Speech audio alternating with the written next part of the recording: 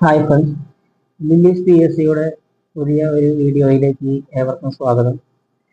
Lilies P S C വഴി നമ്മൾ ഇന്ന് പറയാൻ പോകുന്നത് ഫിഫ്ത്ത് സ്റ്റാൻഡേർഡിൻ്റെ സോഷ്യൽ സയൻസ് ചാപ്റ്റർ 1 ആണ് നമ്മൾ പഠിക്കാൻ പോകുന്നത്. ഇതിനൊരു പ്രത്യേകത ഉള്ളത് എന്താണെന്ന് വെച്ച് കഴിഞ്ഞാൽ നമ്മൾ 2024 1, 3, 5, 7, 9 എന്നീ ക്ലാസ്സുകളുടെ ഒക്കെ പുസ്തകങ്ങൾ കരിക്കുലം ചേഞ്ച് ചെയ്ത് കഴിഞ്ഞ സർക്കാർ. അപ്പോൾ നമ്മൾ ഇതുവരെ പഠിച്ച ചാപ്റ്ററുകളൊന്നുമല്ല ഇപ്പോൾ ഉള്ളത്, പുതിയ ചാപ്റ്ററുകളാണ്. ഇത് കണ്ടന്റ് എല്ലാം വലിയ വ്യത്യാസങ്ങളൊന്നും ഉണ്ടാകാൻ വഴിയില്ല, എങ്കിലും കുറേയൊക്കെ വ്യത്യാസങ്ങൾ ഉണ്ടാകുമായിരിക്കാം. അപ്പോൾ പുതിയ പാഠഭാഗങ്ങളെയാണ് നമ്മൾ ഇന്ന് പരിചയപ്പെടാൻ പോകുന്നത്. അപ്പോൾ അത്തരത്തിലൊരു പാഠഭാഗം എഴുതുന്നതിൽ ഏറ്റവും ആദ്യം സോഷ്യൽ സയൻസിന്റെ ഫിഫ്ത്ത് സ്റ്റാൻഡേർഡ് മുതൽ നമ്മൾ സ്റ്റാർട്ട് ചെയ്യുകയാണ്. നമുക്ക് വേണ്ടത് ഫിഫ്ത്ത് സ്റ്റാൻഡേർഡ് മുതലാണ് പി എസ് സിക്ക് മെയിനായിട്ടും വേണ്ടത്. അതുകൊണ്ട് ഫിഫ്ത്ത് സ്റ്റാൻഡേർഡിലെ ഒന്നാമത്തെ ഭാഗം പീലിയുടെ ഗ്രാമം എന്ന് പറയുന്ന ചാപ്റ്റർ വെച്ചാണ് നമ്മൾ ആദ്യമായിട്ട് സ്റ്റാർട്ട് ചെയ്യാൻ പോകുന്നത്. ഈ ചാപ്റ്ററിൽ പീലിയുടെ ഗ്രാമം എന്ന് പറയുന്ന ചാപ്റ്ററിൽ 4 വിദ്യാർത്ഥികൾ ഒരു ട്രിപ്പ് പോകുന്നത് പോലെ സ്റ്റാർട്ട് ചെയ്യുന്ന ഒരു പാഠഭാഗമാണ്. പ്രത്യേകിച്ച് കൂടുതലായിട്ടൊന്നും ഇതിൽ പറയുന്നില്ലെങ്കിൽ കൂടി മെയിനായിട്ട് നമ്മുടെ നാട്ടിൽ ഉണ്ടായിട്ടുള്ള ചില ചേഞ്ചുകളെ പറ്റിയിട്ട് ഇതിൽ വ്യക്തമായിട്ട് പറയുന്നുണ്ട്. അത് എത്തരത്തിലാണെന്ന് വെച്ച് കഴിഞ്ഞാൽ ഇതിനു മുമ്പ് നിങ്ങൾ ചിന്തിച്ചാൽ മനസ്സിലാകും. 10 കൊല്ലത്തിന് ശേഷമാണ് ഇപ്പോൾ ഒരു പുതിയ കരിക്കുലം നമ്മുടെ ഇവിടെ 2024 പുതിയതായിട്ട് റിലീസ് ആകുന്നത്. ഈ 10 കൊല്ലത്തിന് മുമ്പുള്ള സാമൂഹിക സാമ്പത്തിക അന്തരീക്ഷങ്ങളോ അല്ലെങ്കിൽ കേരളത്തിന്റെ ഒരു സ്ഥിതിവിശേഷങ്ങളോ ഒന്നുമല്ല ഇപ്പോഴത്തെ ഒരു നിലയ്ക്ക് നമ്മുടെ നാട്ടിലുള്ളത്. ഇന്നിപ്പോ അതിഥിത്തൊഴിലാളികൾ ഒരുപാട് പേര് നമ്മുടെ നാട്ടിലേക്ക് വന്നിട്ടുണ്ട്.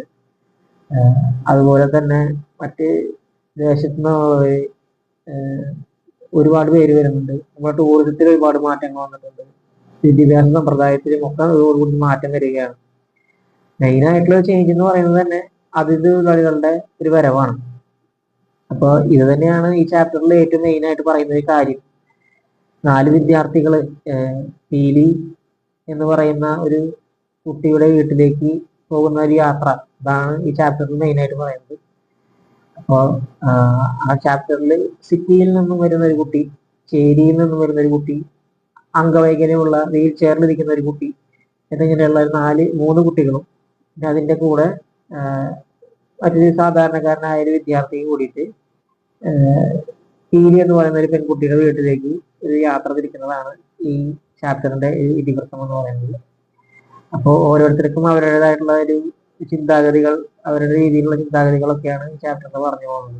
സിറ്റിയിൽ നിന്ന് വരുന്ന ഒരു കുട്ടിക്ക് അവരോട് ചില നമ്മളുടെ ഭക്ഷണം അവരുടെ ഭക്ഷണമായി നല്ലതായിരിക്കുമോ എന്നുള്ള ചിന്താഗതികൾ, പേരിൽ നിന്ന് വരുന്ന കുട്ടികൾക്ക് വീട്ടിലും അമ്മ ഒറ്റയ്ക്കായിരിക്കുമ്പോൾ ഉണ്ടാകുന്ന ബുദ്ധിമുട്ടുകൾ, വീൽ ചെയറിലിരിക്കുന്ന കുട്ടിക്ക് എന്നെ എല്ലാ സ്ഥലത്തേക്കും കൊണ്ടുപോകാനായിട്ട് പറ്റുമോ എന്നുള്ള ചിന്തകൾ, അങ്ങനെ ഓരോരുത്തർക്കും അവരവരുടേതായിട്ടുള്ള ചിന്തകളുള്ള വ്യത്യാസങ്ങൾ, അതിഥി തൊഴിലാളികളായിട്ട് വരുന്ന ആ കുട്ടിക്ക് അവരെ എല്ലാവരും അക്സെപ്റ്റ് ചെയ്യുമോ എന്നുള്ള ഒരു ചിന്താഗതി, അങ്ങനെ ഓരോരുത്തർക്കും അവരവരുടേതായിട്ടുള്ള ഒരു